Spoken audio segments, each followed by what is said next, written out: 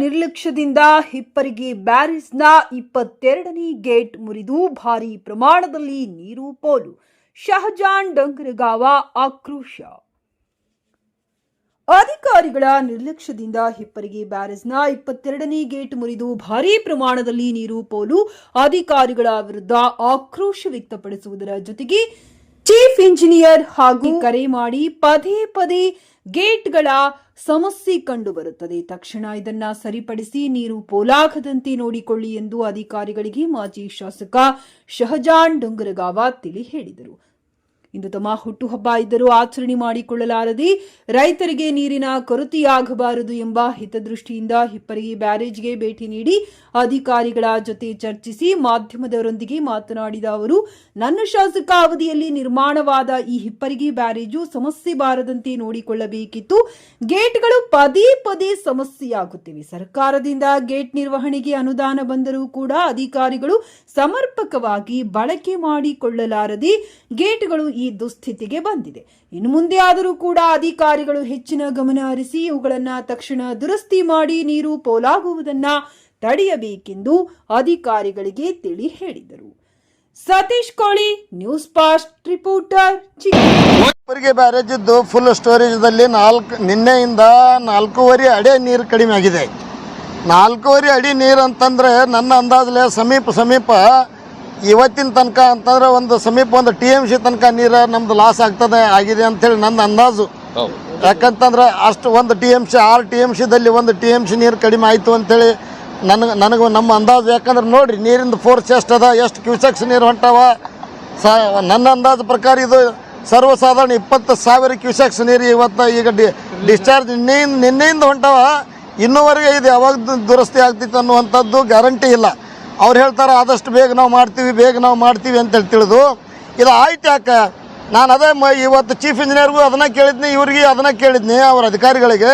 ಇದು ಆಯ್ತು ಯಾಕೆ ನೀವು ಪ್ರತಿ ಸಲ ಟೆಸ್ಟ್ ಮಾಡ್ತೀರಲ್ಲ, ಪ್ರತಿ ವರ್ಷ ನಾವು ನೀರು ನಿಲ್ಲಿಸೋಕ್ಕಿಂತ ಮೊದಲು ಎಲ್ಲ ಗೇಟ್ಗಳನ್ನ ಸಂಪೂರ್ಣವಾಗಿ ನಾವು ಅದನ್ನು ಇವರು ಟೆಕ್ನಿಕಲ್ ಇರ್ತಾರಲ್ಲ ಇವರಿಗೆಲ್ಲ ಆಗಲೇಬೇಕು. ಅವ್ರು ಹೇಳಿದ್ರು ಇಲ್ಲ ನಡುವಿಂದು ಇದು ಕಿತ್ತದ ಅಂಥೇಳಿ. ಅಂದ್ರೆ ಇವರೇನು ಒಂದಕ್ಕೊಂದು ಜೋಡಿಸಿರ್ತಾರ, ನಡುವಿಂದ ಕಿತ್ಕೊಂಡು ಹೋಗ್ಯದ. ಅದು ನಡುವಿಂದಕ್ಕೆ ಕಿತ್ಕೊಂಡು ಹೋಗ್ಬೇಕಾದ್ರೆ ಮೊದಲು ಇವರು ಟೆಸ್ಟ್ ಮಾಡುವಾಗ ಅಲ್ಲಿ ಏನಾದರೂ ಅದು ಸ್ವಲ್ಪ ಬಿಟ್ಟಿತ್ತೇನು ಅಥವಾ ಅದು ಸುರಕ್ಷಿತವಾಗಿ ಇತ್ತೋ ಇಲ್ಲೋ ಅದು ಅನ್ನುವಂಥದ್ದನ್ನೆಲ್ಲ ನೋಡಿ ಚೆಕ್ ಮಾಡಬೇಕಲ್ಲ. ಈಗ ಅಧಿಕಾರಿಗಳ ನಿರ್ಲಕ್ಷ್ಯದಿಂದ ಇದೇನು ಈ ರೀತಿ ಒಂದು ನೀರು ಇವತ್ತು ನಮ್ಮ ಹಿಪ್ಪರಗಿ ಡ್ಯಾಮದಲ್ಲಿ ಕಡಿಮೆ ಆಯಿತು. ಇದರಿಂದ ಮುಂದೆ ಹೋಗಿ ನಮಗೆ ಬೇಸಿಗೆಯಲ್ಲಿ ರೈತರಿಗೆ ನೀರು ಇರಲಾರ್ದಂಗೆ ಆಗ್ತದೆ. ಈ ವರ್ಷ ಇದಕ್ಕೆ ಜವಾಬ್ದಾರಿ ಯಾರು ಅನ್ನುವಂಥದ್ದು ವಿಚಾರ.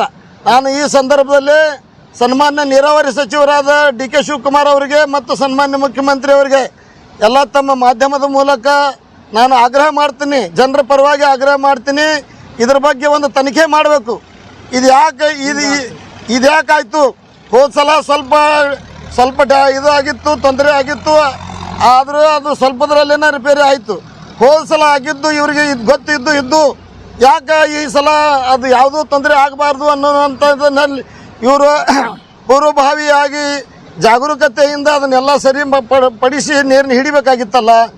ಅದಕ್ಕಾಗಿ ನಾನು ಈ ಸಂದರ್ಭದಲ್ಲಿ ಸರ್ಕಾರಕ್ಕೆ ಆಗ್ರಹ ಮಾಡ್ತೀನಿ, ಈ ಕುರಿತು ತನಿಖೆ ಆಗಬೇಕು.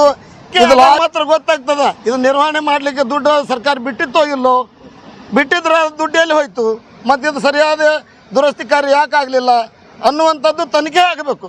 ತನಿಖೆ ಆಗಿ ಇದು ಸರ್ಕಾರ ಆದಷ್ಟು ಬೇಗನೆ ಇದ್ರ ಬಗ್ಗೆ ಸ್ಪಷ್ಟೀಕರಣ ಕೊಡಬೇಕಂತೇಳಿ ನಾನು ಆಗ್ರಹಿಸ್ತೇನೆ. ಹೋದ ವರ್ಷನೂ ಒಂದು ಗೇಟದ್ದು ತೊಂದರೆ ಆಗಿತ್ತು. ಈ ಗೇಟ್ ನಂಬರ್ 22 ನಿಜವಾಗಿ ಈ ಗೇಟದ ಮೇಲೆ ಭಾಳ ಲೋಡ್ ಇರೋದಿಲ್ಲ. ನಾನು ನಿಮಗೆ ಹೇಳೋದಂದ್ರೆ ಇದು ಕೊನೆಯ ಗೇಟ್ ಅದ. ಲೋಡ್ ಜಾಸ್ತಿ ಎಲ್ಲಿರ್ತದ ಸೆಂಟರ್ದಲ್ಲಿ ನಡು ಇರುವಂಥ ಗೇಟ್ಗಳಲ್ಲಿ ಭಯಂಕರ ಪ್ರೆಷರ್, ಅದ್ರ ಮೇಲೆ ಭಾಳಷ್ಟು ಒತ್ತಡ ಇರ್ತದೆ. ಇದು ಕೊನೆಯ ಗೇಟ್. ಈ ಕೊನೆಯ ಗೇಟ್ ಹಿಂಗೆ ಆಗಬಾರ್ದು. ನನಗೆ ತಿಳಿದ ಮಟ್ಟಿಗೆ ನನಗೆ ಕೆಲವೊಬ್ಬರು ಮಾಹಿತಿ ಕೊಟ್ಟಿದ್ದಾರೆ, ಭಾಳ ವರ್ಷದಿಂದ ಇದನ್ನು ಗೇಟನ್ನು ಎಬ್ಸಿಲ್ಲ ಅಂತೇಳಿ. 2019ರಿಂದ ಈ ಗೇಟ್ ನಂಬರ್ 22 ಇವರು ತೆಗೆದು ಹಾಕೇ ಇಲ್ಲ, ಇದು ಹೊಂಟೇ ಇಲ್ಲ ಅಂತೇಳಿ ಹೇಳ್ತಾರೆ. ನನಗೂ ನಿಜವಾದ ಪರಿಸ್ಥಿತಿ ಏನೈತೆ ಅನ್ನೋದು ಇಲ್ಲ. ಇದು ತನಿಖೆ ಆಗಬೇಕು. ತನಿಖೆ ಆದಾಗ ಇದು ಏನೈತಿ ಅನ್ನುವಂಥದ್ದು ಎಲ್ಲನೂ ಗೊತ್ತಾಗ್ತದೆ. ಮುಂದಾಗುವಂಥದ್ದು ಅನಾಹುತಗಳನ್ನ ತಪ್ಪಿಸ್ಬೇಕು. ಈಗ ಎಷ್ಟು ನೀರು ಹೋಯ್ತು ಅಷ್ಟು ನೀರು ಈಗ ಕೃಷ್ಣಾ ನದಿಗೆ ಬಿಡಿಸುವಂಥ ಜವಾಬ್ದಾರಿ ಸರ್ಕಾರದ ಅಂತೇಳಿ ನಾನು ಆಗ್ರಹ ಮಾಡ್ತೀನಿ.